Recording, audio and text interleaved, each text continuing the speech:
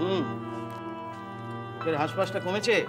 সামান্য, কিন্তু ডাক্তারবাবু পেচ্ছাপটা কিছুতেই হতে চাইছে না, পেটে ভীষণ চাপ পড়ছে। ও সব ঠিক হয়ে যাবে, আমি ওষুধ দিয়ে দিচ্ছি, সব ঠিক হয়ে যাবে। ওনার হার্ট কন্ডিশনটা যা, তাতে ওনাকে একটু দেখতে হবে, একটা ইসিজি করতে হবে। এখানেই হয়ে যাবে, আমি বলে দিচ্ছি, এক্ষুনি এসে এরা করে দিয়ে যাবে।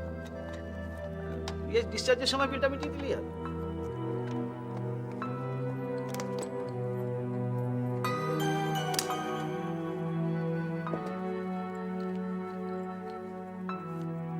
এই ইঞ্জেকশনগুলো লিখে দিচ্ছি, এগুলো দিনে 2বার করে দিতে হবে। আর ওষুধগুলো যেমন যেমন লিখে দিচ্ছি একটু টাইমলি দেখবেন। এই রইল। আমি রাধা নামে একটি আয়াকে ঠিক করে দিয়েছি, খুব ভালো মেয়ে, কড়া নজরদারি রাখে পেশেন্টের উপর। আর একটা কথা, আমি আমার বন্ধু সোমনাথকে এইসিজির পর ফোন করে দিচ্ছি। ও খুব বড় কার্ডিওলজিস্ট, 500 টাকা ফিস, তবে আমার বন্ধু বান্ধব তো, বললে হয়তো কমে যাবে। কারণ ওনার হার্ট কন্ডিশন যা, তাতে তো তার উপর প্রেশারটা অত্যন্ত হাই। ডাক্তারবাবু, আমার পেচ্ছাপটা যাতে হয় সে ব্যবস্থা করুন, ভীষণ কষ্ট হচ্ছে। ঠিক আছে, কোনো চিন্তা করবেন না, আগে টেস্টগুলো হোক। টেস্টের রিপোর্ট না পেলে পরে তো কোনো চিকিৎসাই শুরু করতে পারছি না। ঠিক আছে, আমি এখন চলি, আমার চেম্বারে দেরি হয়ে যাচ্ছে। আর ফেরার সময় আমি একবার ভিজিট করে যাব। আমি চলি, কেমন? কোনো চিন্তা করবেন না।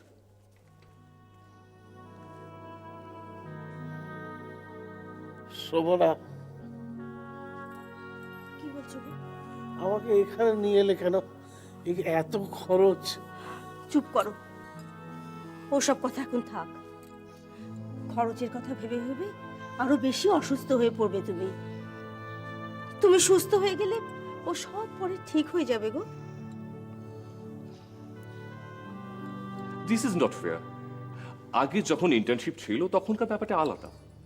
এখন তো আপনি ডক্টর, আমাদের ফ্রেটার্নিটিরই একজন, অথচ এখন আপনি নিজেকে কিরকম আইসোলেটেড করে রেখেছেন। না না না, নিজেকে আইসোলেট করে রাখার প্রশ্ন ঠিক নয়। ডক্টর মিশ্র অ্যাকচুয়ালি যবে থেকে ছুটিতে গেছেন তবে থেকে আমার উপর প্রেশারটা একটু বেশি। ইটস ট্রু, ডাক্তার মিশ্র অনুপস্থিত থাকাতে প্রেশার একটু বেড়েছে, কিন্তু ওর সব পেশেন্টের দায়িত্ব তো ডাক্তার রয়। আমার মনে হয় আপনি প্রেশার নিতেই একটু ভালোবাসেন। অবশ্যই এটা আমার ধারণা। এটা আপনার ভুল ধারণা। আমাকে যতটুকু প্রেশার দেওয়া হয় আমি ততটুকুই নিই, নট মোর নট লেস। আপনি কিন্তু এখন আমাকে বসতে বলেননি। ও হো হো, I am so sorry, I am so sorry. Please বসুন বসুন বসুন, প্লিজ ডোন্ট মাইন্ড। না, মনে করার তো কিছু কারণই নেই, কারণ সুন্দর মুখে জয় জয়কার তো সর্বত্র। আচ্ছা, একটা প্রশ্ন করবো আপনাকে। আপনি তো বোধহয় প্রাইভেট প্র্যাকটিস করেন না। কেন? আপনার কি টাকার দরকার নেই? টাকার দরকার নেই এমন কি হতে পারে?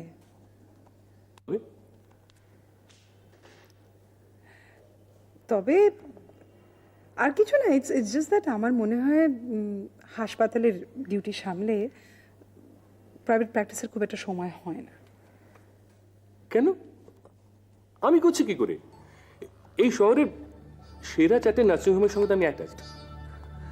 3 জায়গায় আমার চেম্বার রয়েছে, কোনোটা এক্সট্রিম সাউথে, কোনোটা এক্সট্রিম নর্থে। এছাড়াও তো ডেইলি 4 থেকে 5টা করে অপারেশন আমি প্রাইভেটে করছি। এরপরেও কিন্তু এই অপবাদ কেউ দিতে পারবে না যে হসপিটালে আমি ফাঁকি দিই। দেন আপনার কেসটা আলাদা। কেন? কেন আলাদা? আমিও তো আপনার মতো একজন ডাক্তার। অবশ্যই এই কথাটা আপনি বলতে পারেন যে আমার 2টো স্পেশালাইজেশন ডিগ্রি রয়েছে, কিন্তু সেটাই তো সব নয়। আপনি যদি ব্যাপারটা এইভাবে ভাবেন যে আমাদের প্রফেশনে ক্যারিয়ার তৈরি করতে গেলে এই প্রাইভেট প্র্যাকটিস না করাটা হলে কি বোকামি, একটা ফুলিশনেস।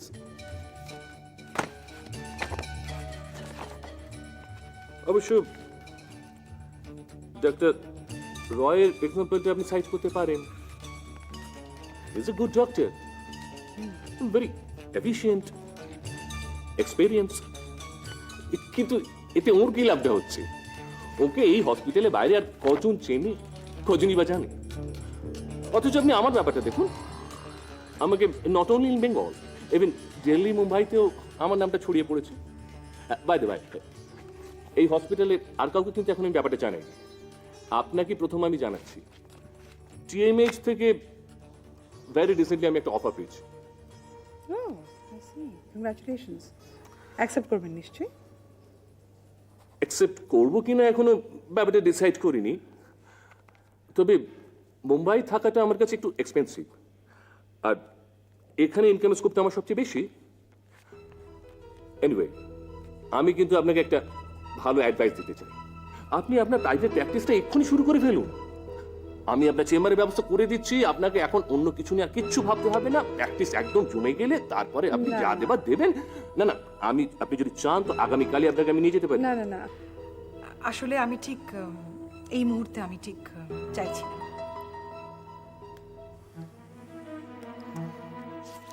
ঠিক আছে, আপনার যখন ইচ্ছে নেই, আমি কিন্তু আপনার একজন ওয়েল উইশার। আপনার ভালোর কথাটা ভেবেই কিন্তু আমি প্রস্তাবটা দিয়েছিলাম। Thank you so much. Okay, আপনি আপনার কাজ করুন, আমি উঠি।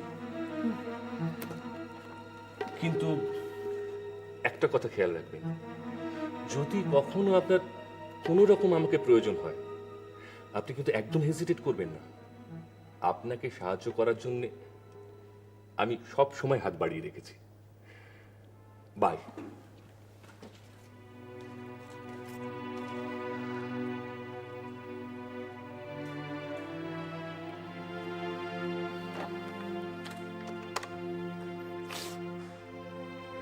আমি ডক্টর মল্লিকা বলছি।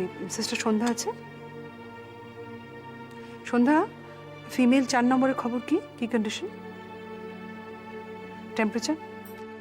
ম্যাডাম, আপনার সাথে একজন দেখা করতে এসেছে। বুঝতে পারলাম। হ্যাঁ, কোনো রকম কনভালশন? গুড। তুমি একটা কাজ করো, ওষুধটা দিয়ে দাও এখনই, আর ঠিক আধ ঘন্টা পরে আমাকে একটা ফোন করবে টেম্পারেচার নিয়ে। চেম্বারে আছি আমি। ওকে।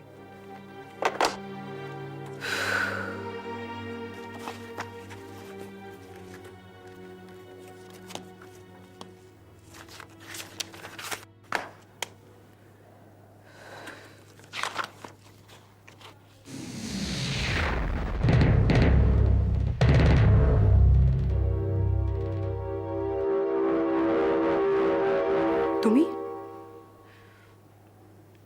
তুমি এখানে কি করছো?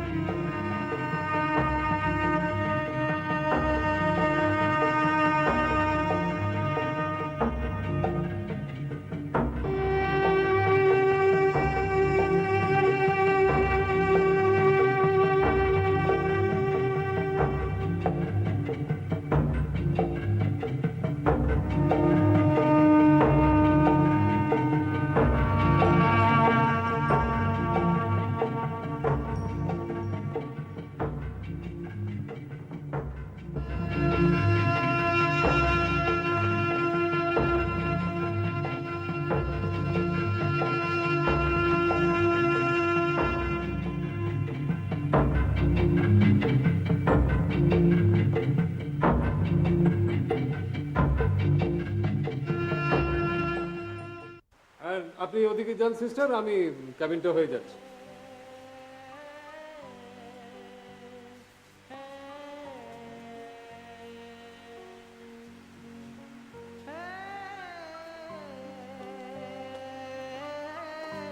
কি কেমন আছেন? ভালো। শরীরে কোনো অস্বস্তি নেই তো কিছু? হুম, ঠিক আছে, তবু এবার দেখিনি।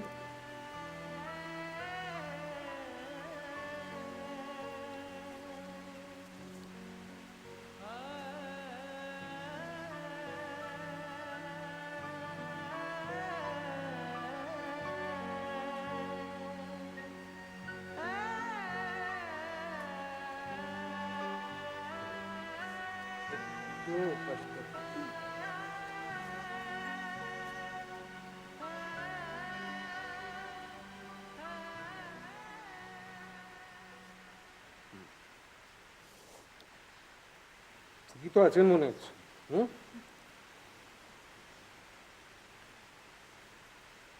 লুকিয়ে লুকিয়ে জল খেয়েছেন? না না, ঠিক তো? বেশি জল খেলে কি বিপত্তি হয় দেখলেন তো? হুম? জল যেমন জীবন, জল তেমনি মৃত্যু। তেষ্টার সময় জল না পেলে মানুষ মারা যায়, আর এই জলই একটু বেশি খেয়ে ফেললে কি বিপদ, তাই না? তা সারাদিন কি এইভাবেই শুয়ে? হ্যাঁ, আমি তো বিছানা থেকে মাথা তুলছি না। সে কি, এরকম করে সারাদিন শুয়ে থাকলে কি করে চলবে? উঠতে হবে তো, ওঠাহাঁটা করতে হবে, নাহলে তো শরীর খারাপ লাগবে। আমি উঠতে পারি? হ্যাঁ পারেন তো, কেন পারবেন না? তাহলে তো একবার ওই ফিমেল ওয়ার্ডটাই ঘুরে আসা যেত। মানে মন্দিরে মেয়েটা কেমন আছে কে জানে। ভালো আছে, ভালো আছে? কিছু চিন্তা নেই। আচ্ছা, সত্যি বলছো? হ্যাঁ, এই মাত্র তো দেখে এলাম ওকে। বুঝলাম।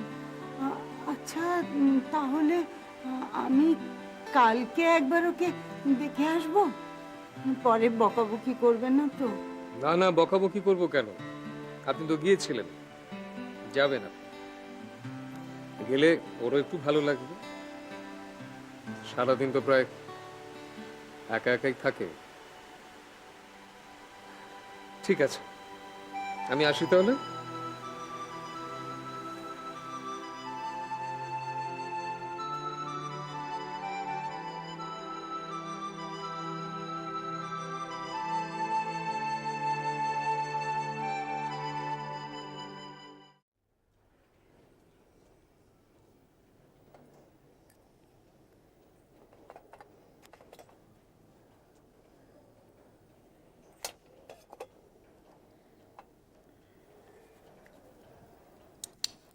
রক্ত নিলেন কেন?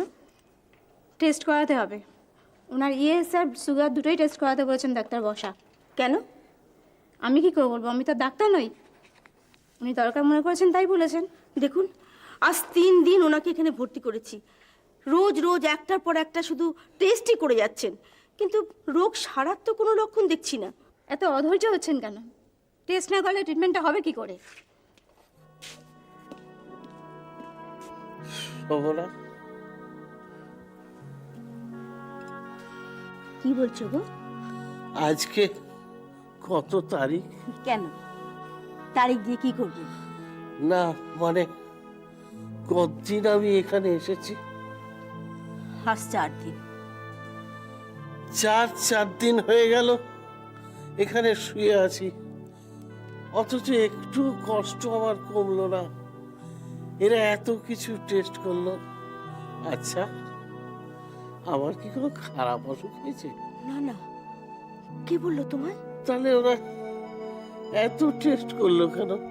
শুনলে না, বলে গেল সব রকমের টেস্ট না হলে তোমার ট্রিটমেন্ট শুরু করতে পারছে না। এখনো চিকিৎসা শুরু হয়নি? এত পয়সা দিয়ে বেড ভাড়া করে রইলাম, এখনো ট্রিটমেন্টই শুরু করলো না। আর কবে চিকিৎসা হবে? হ্যাঁ, আর কবে চিকিৎসা হবে?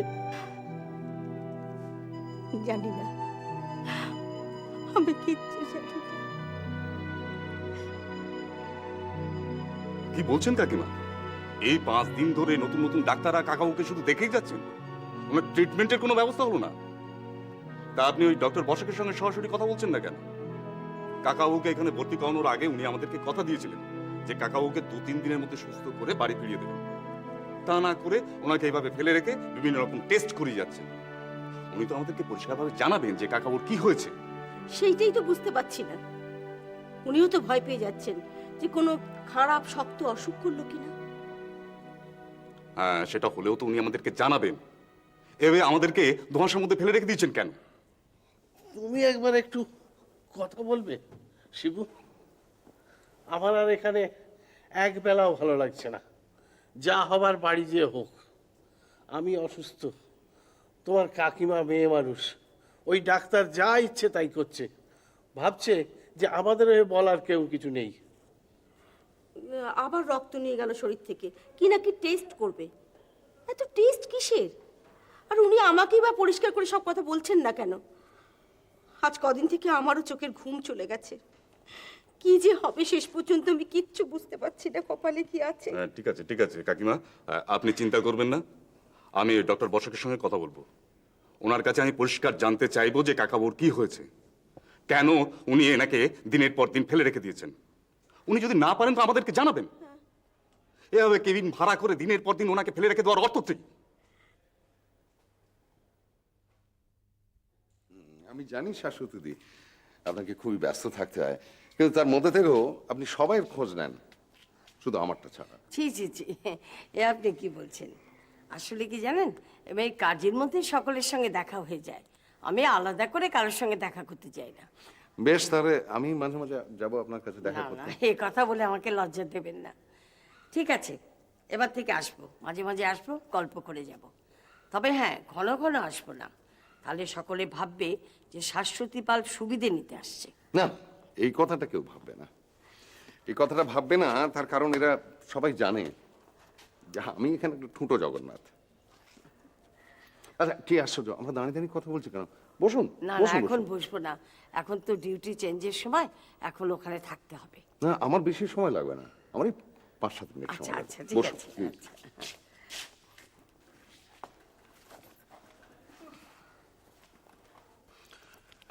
নির্মলবাবুর ঘটনা নিয়ে আপনি সুপারের কাছে কোনো রিটেন কমপ্লেন দেননি শুনলাম, কিন্তু কেন? এই ধরনের লোকগুলোকে সময় মতো সাহায্য করতে না পারলে পরে পস্তাতে হয়। আপনি কমপ্লেনটা দিলেন না কেন?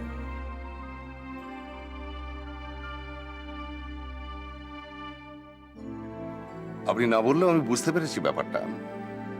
আপনাকে ওরা ভয় দেখিয়েছে, নয়তো যে নিজে একই অপরাধ করে তার কি অন্যের নামে কমপ্লেন করার স্বভাব হয়? কি বলছেন আপনি শাশ্বতীদি? আপনি কেন ওই লোকটার মতো একই অপরাধ করতে যাবেন? করেছি ভাই, ওই নির্মলই তার সাক্ষী।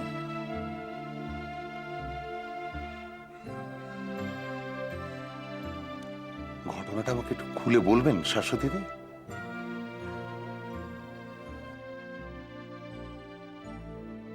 প্লিজ শাশ্বতীদি, আপনি চুপ করে থাকবেন না, আমাকে খুলে বলুন। আমি বিশ্বাস করি না নির্মলবাবুর মতো নোংরা কাজ আপনি করতে পারেন। আমাকে সব কথা খুলে বলুন প্লিজ। আমাদের বাড়িতে পার্বতী বলে একটি মেয়ে থাকে, আমাদেরই পাশের বস্তিতে। ওর স্বামী রাত দিন নেশা করে আর ওকে ধরে মারে। একদিন ওকে এমন বান মারলো যে ওর পিঠে আর কোমরে ভীষণ চোট পেল। বাধ্য হয়ে ওকে আমি এই হাসপাতালে ভর্তি করলাম। দিন 15 থাকতে হয়েছিল। বাকি সব খরচপত্র আমি দিয়েছি। শুধু শুধু শুধু কি বলুন শাশ্বতীদি, চুপ করে থাকবেন না। না, ওই মানে হাড়ের চোটের জন্য ওকে অনেক দামি দামি ওষুধ খেতে হচ্ছিল। একদিন নির্মল এসে আমাকে বলল, শাশ্বতীদি আপনি চিন্তা করবেন না, ওষুধ আমি জোগাড় করে দেব। কিন্তু সেদিন বুঝতে পারিনি ও কোত্থেকে কিভাবে এই ওষুধটা জোগাড় করবে। কোত্থেকে জোগাড় করেছে সে? স্টোর থেকে।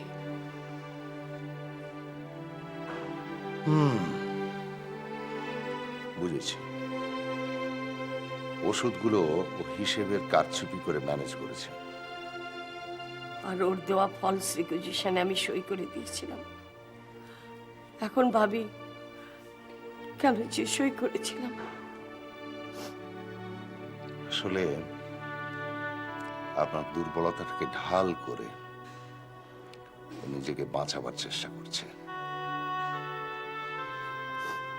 ঠিক আছে, আপনি চিন্তা করবেন না, আমি যা ব্যবস্থা করার আমি করব। কি ব্যবস্থা করবেন? তাতে তার চুরির অপবাদটা ঢাকা যাবে না। আপনি চুরি করেননি শাশ্বতী, মুহূর্তের দুর্বলতায় আপনি একটা সুযোগ করে দিয়েছিলেন মাত্র। ওরকম ভুলচোক আমাদের সকলেরই হয়, এ নিয়ে আপনি একদম ভেঙে পড়বেন না। আপনি রিটেন কমপ্লেন না দিয়ে একদিক থেকে ভালোই করেছেন, কেননা তা নাহলে ব্রজলাল কোম্পানি আপনার পেছনে পড়ে যেত। আপনি ও ব্যাপারটা আমার কাছে ছেড়ে দিন, আমি দেখছি কি করা যায়। You just wait and C.